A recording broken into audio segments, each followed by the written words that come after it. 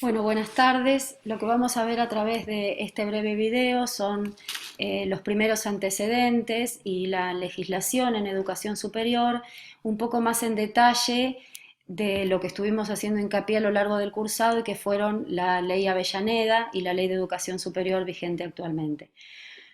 Podemos mencionar lo que llama un primer antecedente en la Constitución de 1853, el artículo 75, ya hacía referencia a la potestad del Congreso Nacional de proveer lo conducente al dictado de planes de educación general y educación universitaria. Lógicamente, esta mención ya en la Constitución Nacional permite, posibilita al Estado el dictado, el desarrollo de leyes y normativas en el sistema universitario.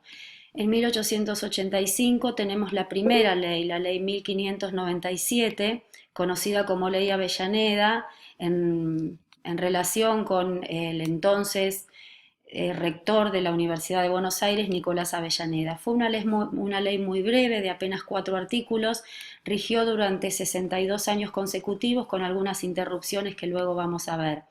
En esos breves postulados, eh, como mencioné, rigió el funcionamiento de las universidades existentes hasta ese momento. En primer lugar, en el momento de sanción de la ley, las dos universidades que eran la Universidad de Córdoba y la Universidad de Buenos Aires, y posteriormente la creación de la Universidad de La Plata, la Universidad de Tucumán, la Universidad Nacional del Litoral y la Universidad Nacional de Cuyo. A partir de la mención acerca de la autonomía universitaria, posibilitó esta ley la reforma de 1918. En 1947, bajo el gobierno de Perón, se sancionó la Ley 13031, que permitía la intervención del Estado en la elección de rectores y decanos, y derogó la Ley Avellaneda.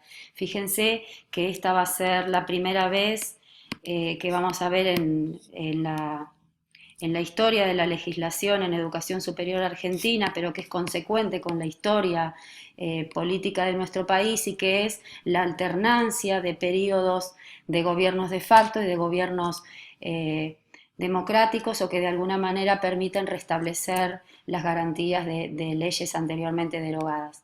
En 1955 el decreto ley 477 derogó la ley anterior, restableció la ley Avellaneda, a esto me refería anteriormente, y se inicia un importante proceso de ingreso de sectores que antes habían estado marginados a la educación superior. Recuerden el lema de gobierno, del gobierno de Perón, la universidad para el pueblo. Asistimos entonces a un proceso de masificación, un primer proceso de masificación de la educación superior, que tiene que ver básicamente con el ingreso de sectores más desfavorecidos y de mujeres a la educación universitaria. En 1967 el decreto ley 17245 eliminó los postulados relacionados con la reforma, básicamente el de autonomía.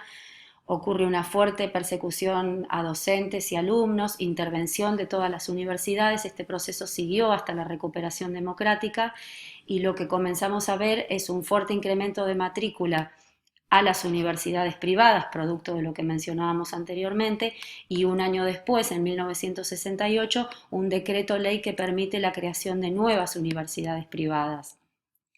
Comúnmente consideramos que el proceso de creación de universidades privadas es consecuente con las políticas neoliberales en la década de 1990, pero no, fíjense que comienza a mediados del siglo XX con este proceso de primera expansión de las universidades privadas.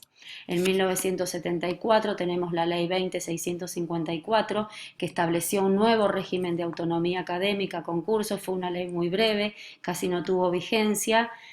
Y en 1976 tenemos la Ley de Facto 21.176, que permitía la intervención de las universidades. Recuerden el tema de la noche de los bastones largos, cuando se produce un gran éxodo de las universidades, tanto de docentes perseguidos como de alumnos, y de todo lo que tiene que ver con políticas de desarrollo del conocimiento que se estaban desarrollando.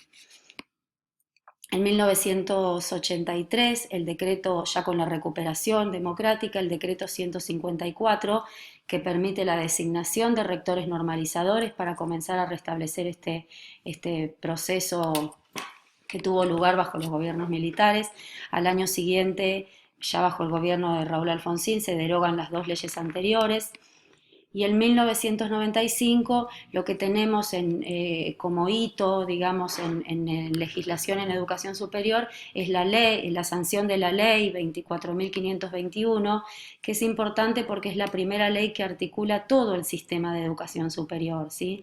Recuerden, tanto el subsistema no universitario como el subsistema universitario, es decir, las universidades, todas las universidades del país, tanto públicas como privadas, confesionales, militares, están normadas, están regidas dentro de una misma ley junto con el subsistema no universitario, es decir, la formación terciaria que tiene lugar en los institutos superiores, ya sea de formación docente o de formación técnico-profesional.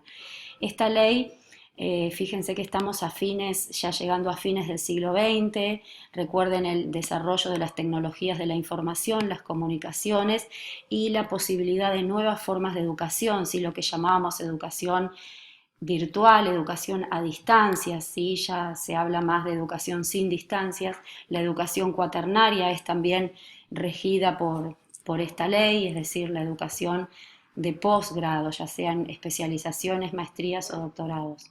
Es una ley que lleva ya 20 años sin modificaciones y que probablemente tengamos una nueva ley próximamente. Con este último punto va a estar relacionado el trabajo que les voy a pedir a partir de un video que vamos a elaborar después de este primero acerca de este tema. Bueno, entonces el objetivo de este material era que ustedes tuvieran un panorama un poco más completo acerca de los antecedentes y la normativa que rigió en educación superior en nuestro país desde los comienzos de la Constitución Nacional hasta la actualidad. Muchas gracias.